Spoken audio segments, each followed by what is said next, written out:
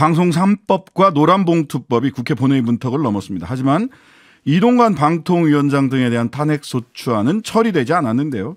여야 간에 수싸움이 벌어진 결과다. 이렇게들 많이 분석을 합니다. 그 수싸움의 현장에서 한가운데 계셨던 분입니다.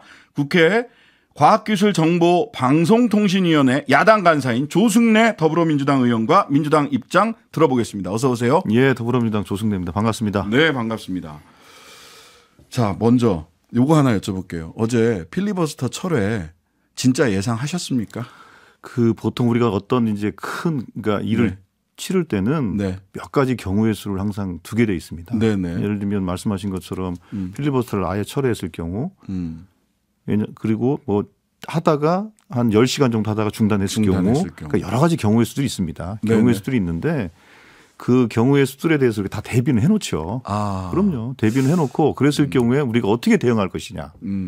그러면 우리한테는 탄핵안을 처리하기 24시간이 필요한데 그렇죠. 그러면 토론을 그러면 민주당 주도로 24시간을 끌고 갈 것이냐. 예. 민주당의 필리버스터 말을 하자면. 뭐 그렇죠. 토론이니까 예, 법안에 예. 대한 토론을 계속 예. 신청하면서 뭐 반대 토론 아니더라도 네. 그런 방안들까지 다 고민을 했던 것인데 그거는 또 국민들 보시기엔 또 좀 이렇게 좀 적절해 보이지 시간 않아서 끌기로 보일 수 예, 있어서. 그렇습니다. 그래서 그렇게 된 거죠. 국민의힘과 언론에서는 민주당이 허를 찔려서 허둥지둥 됐다. 뭐 이렇게 표현을 하던데요.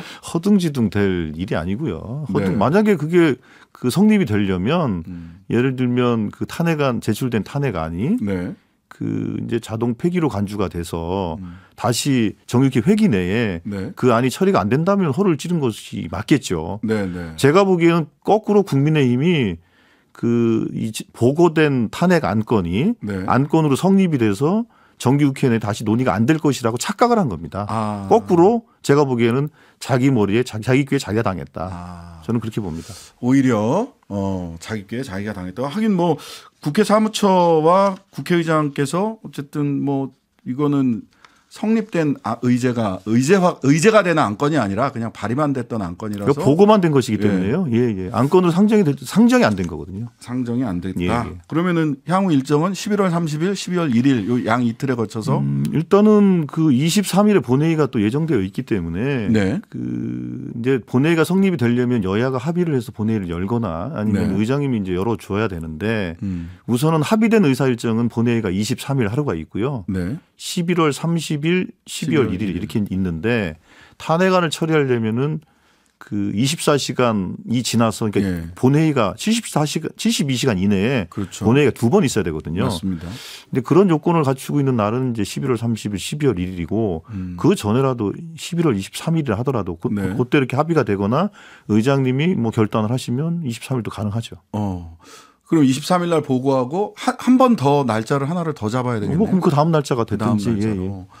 그 국민의힘에서는 막바로 국회에 그 국회의장 상대로 한 권한쟁의 심판, 가처분 심판 내겠다고 합니다. 가처분 결정 청구하겠다고 하는데 어떻게 예상하세요? 그거는 국회 그 의사국에서 명백하게 유권 해석을 내렸던 것이고요. 그리고 네. 의장의 그 결재 행위를 통해서 철회가 공식적으로 이루어진 것이기 때문에 네. 그거는 국회가 판단해서 결정할 문제지 그걸 사법부로 가져가서 네. 지금 그 국민의힘이 사법부로 가져가서 다 그 계속 깨지고 있거든요. 예. 예를 들면 뭐 그 방송 방송 3법에 3법. 대한 네. 그 과방위를 상대로 해서 법사위가 했던 직회부 했던 그 거. 직회부 했던 거 그다음에 환노위를 상대로 해서 노란봉투 직회부 했던 거 그거 다 지지 않았습니까? 예, 헌재에서 전부 다 이유 없다라고 그렇습니다. 예, 원칙대로 가면 된다 이렇게 얘기가 됐던 거죠. 자, 그러면은 방송 3법 통과된 방송 3법 이야기를 좀 해보죠. 어떤 내용인지 뭐 많이 청취자분들 많이 알고 계시겠지만 간단하게 좀 소개를 좀 해주시죠. 가장 핵심적인 두 가지인데 첫 번째로는 이제 대표적으로 KBS를 예를 들겠습니다. 네. 지금 현재 KBS 이사는 11명입니다. 네. 11명인데 이사를 추천하는 것에 대한 그 방송법의 규정이 없어요. 없는 상태에서 관행적으로 어떻게 해왔냐면 네. 지금 방통위가 3대2 구조로 돼 있지 않습니까? 네. 여권이 3명이고 야권이 2명입니다.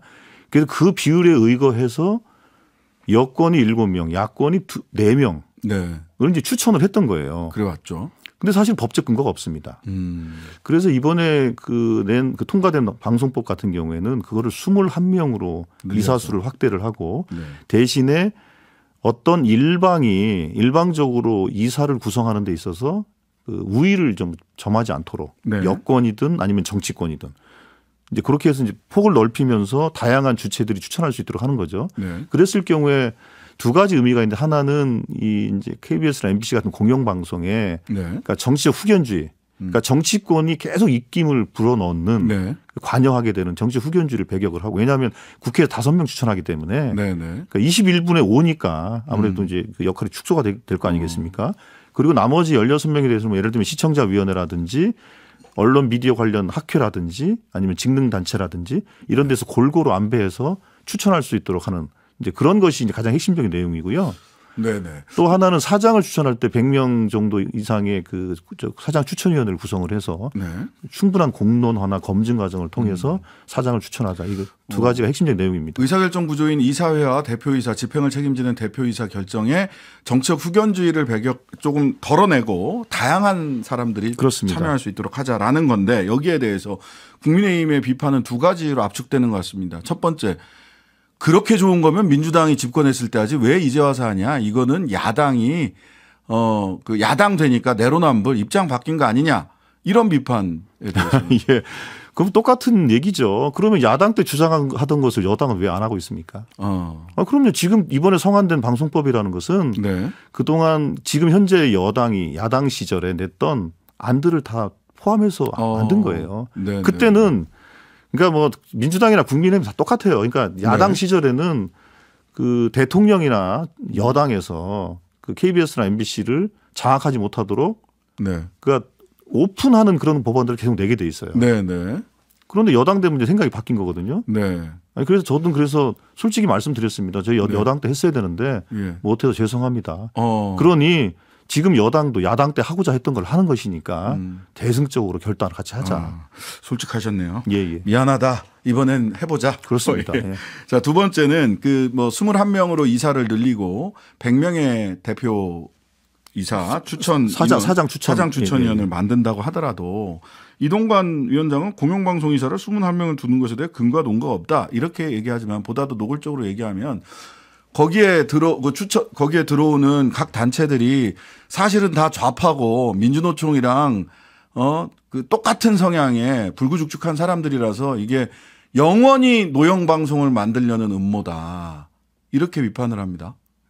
예, 일단 숫자로는 예. 그러면 11명, 박문진 9명이지 않습니까? 네. 11명, 9명은 무슨 근거로 만들었습니까?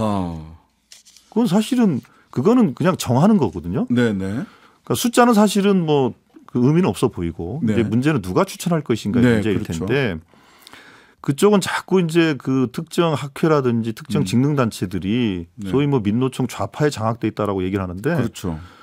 실제로 지난번에 그 민주당에서 언론중재법 그러니까 징벌적 손해배상 가짜뉴스에 대해서 네. 징벌적 손해배상을 부과한 언론중재법 등을 개정하려고 했을 때 네. 국민의힘과 네. 지금 소위 좌파라고 얘기하는 언론 학회들 예. 그 미디어 학회들 있지 않습니까? 예. 그리고 심지어는 언론노조와 함께 했어요. 국민의힘이 손잡고 대정부 투쟁하지 않았습니까? 그랬습니다. 예. 더 이상 뭔 말이 필요하겠습니까? 무슨 말, 더 이상 설명이 긴 말은 필요 없다. 이런 말씀이셨고요. 자, 어쨌든 근데 오늘 국무총리 한덕수 총리가 충분한 수기 없이 처리되는 상황이 유감스럽다. 국익을 위한 방향이 무엇인지 심도 있게 검토하겠다. 여긴 뭐 거부권 건의하겠다. 거부권 행사 건의하겠다라는 말로 충분히 읽히는데요. 양국관리법, 간호사법에 이어서 노란봉투법과 방송 3법까지 대통령 거부권 행사했을 때 제의해서 뭐 200석을 넘겨서 통과시킬 방도는 사실은 없는 거 아닌가요? 그렇죠. 지금 아무래도 특히 이제 총선을 앞두고 각 정당이나 진영 간에 이제 결집력이 세지고 있기 때문에 그 국민의힘이나 소위 여권에 뭐 이탈표가 생길 것 같지는 않아요. 네. 그런데 문제는 이 방송법도 제가 아까 설명을 드렸던 것처럼 네.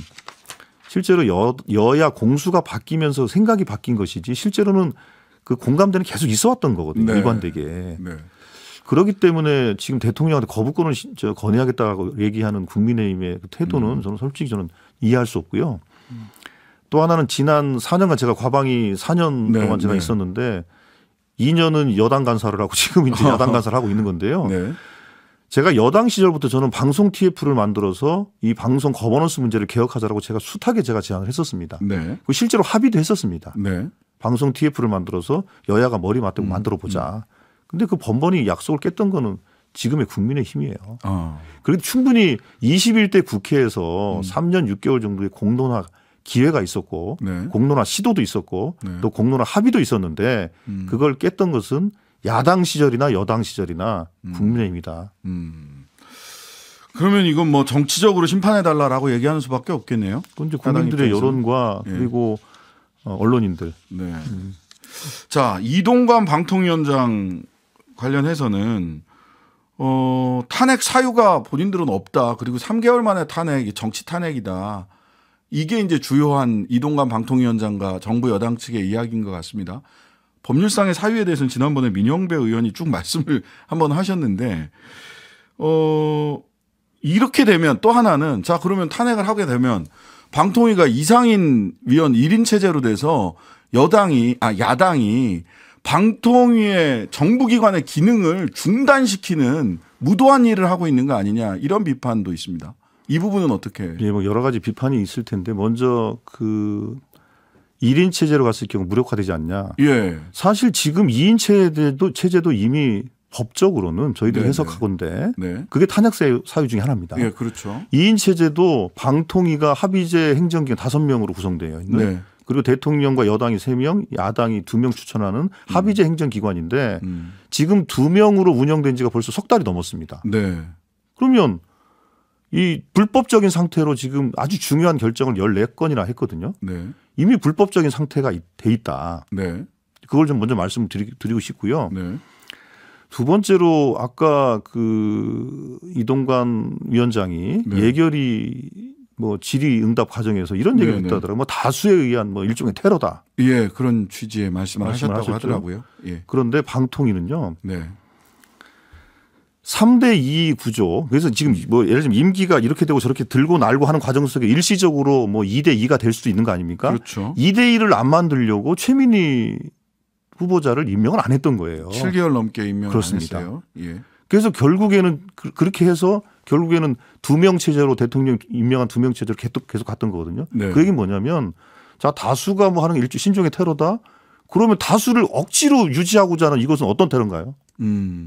다수를 억지로 만들어놨다. 그럼요. 최민희 내정자를 임명하지 않는 방식으로. 그렇습니다. 근데 지금 아직 야당 2명, 그러면 최민희 내정자가 이제 빠졌으니까 야당 2명, 여당 1명 추천을 국회에서 해야 되잖아요. 예, 이 일정은 어떻게 되는 겁니까? 지금 그 문제가 있죠, 당연히. 그래서 네. 저희들은 처음에 최민희 후보자를 임명을 먼저 해라. 라고 네. 요구를 했던 거 아닙니까? 근데 이제 요거를 계속 안 하고 3명을 묶어서 하겠다. 이렇게 이제 얘기를 하다가 이제 급기야는 최민희 후보자가 네. 이제 사퇴를 하게 돼 있는 상태이고 네, 네. 그리고 지금 이동관 위원장에 대한 탄핵안이 제출됐고 또 곧 제출될 예정이거든요. 네. 이런 상태에서는 이런 일련의 과정들을 종합적으로 정리하면서 네. 추천 시기나 시점 같은 것들은 판단할 수밖에 없겠죠. 한 명이로 무력화시킨다라고 한다면 4명 만들어주면 되는 것 같은데 그렇습니다. 국회에서. 네, 그렇습니다. 그렇죠. 그러니까 위원장에 대해서는 탄핵 소추가 되면 네. 헌재에서 탄핵 심판을 기다리면 되는 것이고 네. 그러면 이제 지금 이상인 위원과 대통령 임명 이상인과 예, 그분이 국회가 부위원장이죠. 추천하는 3명이 예, 예. 해서 2대2로 사이좋게 합의에 의해서 네, 네. 어떤 안건들을 처리해 나가면 되겠죠. 한 명으로 해서 무력화되는 게 아니라 4명으로 이 4명이 또 구성될 수 있다. 국회에서 그렇습니다. 추천하면. 예, 예. 자, 국정조사 요구서도 내셨잖아요. 그 방송장악 진상규명. 국조 후에 탄핵해야 되는 거 아니야. 탄핵 순서. 아니 왜 탄핵 먼저 하고 국조를 하냐. 이런 질문도 있습니다. 그 지금 방통위원장의 탄핵 사유와 국조의 그 사유는 조금 좀 다르긴 합니다. 그러니까 물론 이제 네네. 그 겹치는 부분도 있지만 네. 국조가 훨씬 더 광범위한 것을 다루고 있고 감사원도 들여다봐야 되고요. 그렇습니다. 예. 이동관 방통위원장에 대한 탄핵 사유는 뭐 분야로 보면 5가지, 세부 항목으로 보면 10몇 가지 이렇게 되는 건데 그거는 예. 그거대로 다른 네네. 관계가 있기 때문에 국조 후 탄핵은 이동관 위원장에 대해서는 맞지만 네. 이동관 위원장을 제외한 다른 많은 영역들에 대해서는 네. 여전히 남는 숙제들이 있기 때문에 네. 이동관 위원장이 방통위원장 되기 전에 했던 한상희 위원장을 면직시켰던 과정들 네, 네, 이동관 네. 위원장이 취임하기 전에 있었던 거기까지. 방문진 이사장 이사들 해임했던 과정 그러니까 주로는 김효재 대행 네. 시절에 했었던 일들 예. 그 일들이 훨씬 더 중요하게 좀 봐야 될 부분들이 있죠. 자, 시간은 얼마 안 남았습니다만은 오늘 언론에서 보니까 박민 KBS 사장 후보자 인사청문회 했는데 후보자 임명되기도 전에 KBS 뉴스 프로그램 앵커들 오늘 아침에 보니까 줄줄이 다 뭐 최경영 기자는 일찌감치 저희 교체가 그 본인 스스로가 물러났고 이거 어떻게 봐야 되는 겁니까? 사전 정치 작업입니까? 그러니까 사실 그 부분에 대해서도 저희들이 인사청문회 하는 과정 속에서 얘기를 한 거 아닙니까? 네. 당신은 KBS 사장이지 보도국장이나 무슨 정치부장을 하러 가는 게 아니지 않냐. 그런데 박민 후보자는 노골적으로 사장이 보도 편성이나 내용에 대해서 관여할 생각을 갖고 있는 것 같아서 알겠습니다. 매우 유감스럽습니다. 예, 여기까지 들어야 되겠습니다. 조승래 민주당 의원이었습니다. 감사합니다. 예, 감사합니다. 감사합니다. 하루 종일 기다려지는 진짜 시사. 평일 저녁 6시 5분 신장식의 뉴스 하이킥.